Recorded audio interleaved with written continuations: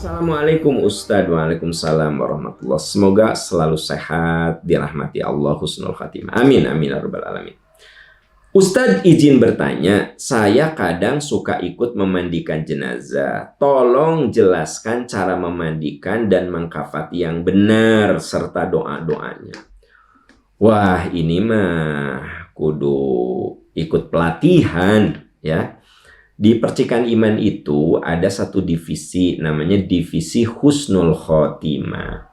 Jadi teman-teman, kita ini ada program mensosialisasikan pemulasaraan jenazah kepada masyarakat.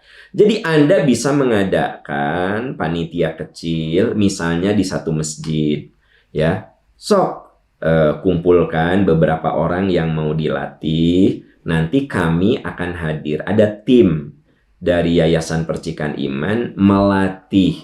Karena ini kan kudu praktikum, memandikannya bagaimana, mengkafaninya bagaimana, cara mengkafani mayit perempuan itu berbeda dengan cara mengkafani mayit laki-laki gitu ya. Nah, siapa saja yang boleh memandikan, ini nggak bisa saya bahas di forum sesingkat ini ya. Jadi teman-teman bisa akses ke Instagram Percikan Iman. Nah, di situ ada nanti divisi husnul khotimah.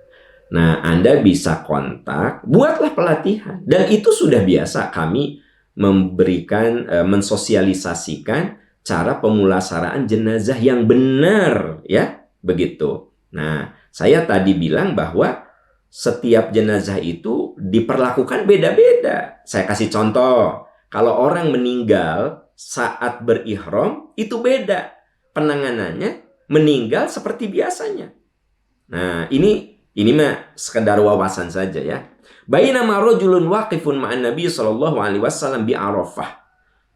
Saat wukuf di Arafah, idh waqa'a ala rahilati. Ada seorang jamaah haji yang jatuh dari untanya sampai meninggal.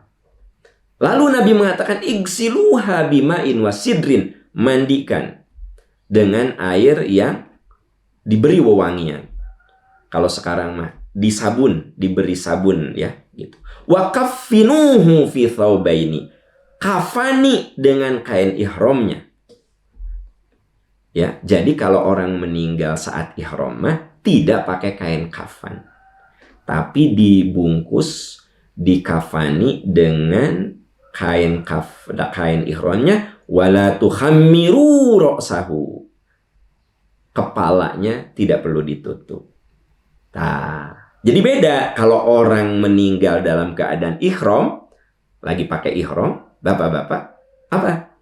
Kain ihramnya itu sebagai kain kafannya. Bahkan wajah dan kepalanya dibuka aja. Makanya ada jamaah yang nanya, Ustadz, kalau di sini di Masjidil Haram kok yang meninggal itu kok kepalanya kelihatan? Saya bilang, itu mah pasti meninggalnya sedang berihram.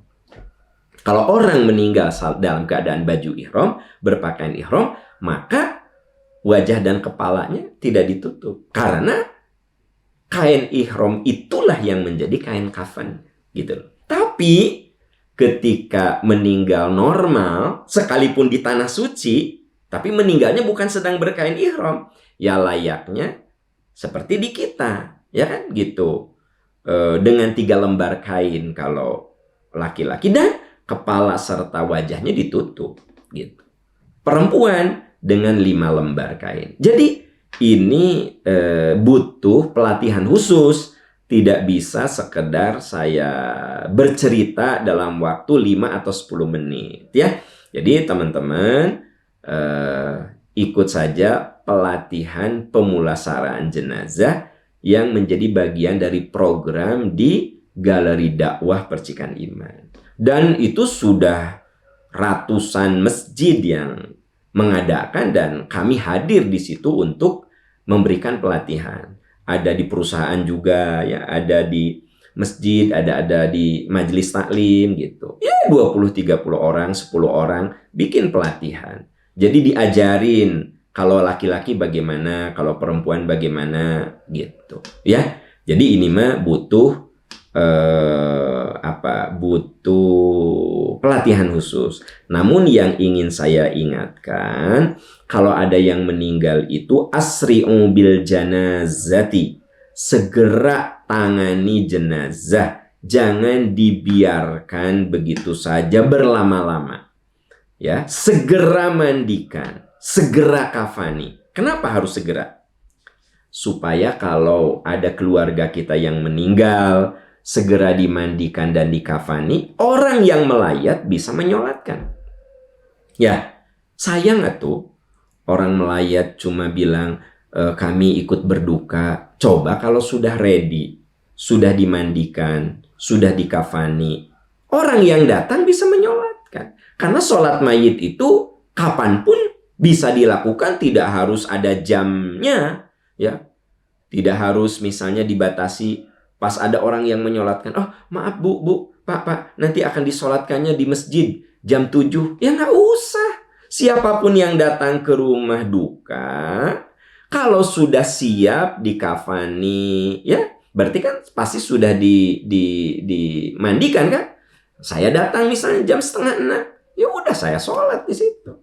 Bahwa ada jadwal disolatkan di masjid jam segini, ya nggak apa-apa. Tapi bukan berarti orang yang datang terus dilarang. Nah ini kadang-kadang suka nggak paham gitu loh. Begitu mau nyolatkan, aduh maaf Pak, nanti disolatkannya jam 7 pagi. Nah terus kalau udah ready, udah dimandikan, sudah dikafani, itu kan sudah bisa disolatkan. Gitu ya. Nah inilah bahwa kita ini butuh ilmu, butuh pemahaman. Jadi yang namanya menangani pemulasaraan mayit itu bukan keahlian orang khusus, tapi harus kita bisa lakukan, ya. Kita semua harus bisa melakukannya. Asri'u bil janazah, segera tangani orang yang wafat, jenazah. Fa in taku solihatan fa khairun tuqaddimunaha. Kalau dia orang soleh, sungguh kamu sudah mempercepat kebaikan untuk dia. Jadi teman-teman sekalian, sahabat percikan iman, ternyata orang soleh kalau meninggal, dia ingin segera dikuburkan. Qaddimuni, cepat kuburkan, cepat. Makanya kata Nabi, asri'u bil janazah, segera tangani itu jenazah. Fa in taku solihatan, karena kalau dia itu orang soleh, fa khairun tuqaddimunaha, sungguh kamu menyegerakan kebaikan untuknya. Kenapa kebaikan untuknya?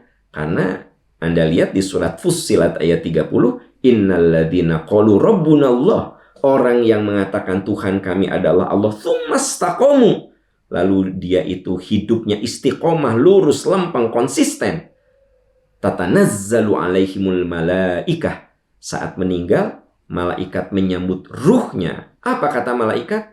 Alla takhafu wa la tahzanu wa abshiru bil jannati allati kuntum tu'adun. Jangan takut, jangan khawatir, surga menunggu kamu.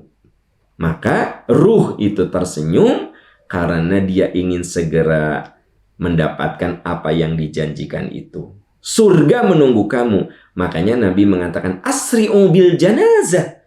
Jangan suka menahan-nahan jenazah. Sok cepetin. Fa in taqus solihatan fa khairun tuqaddimunaha.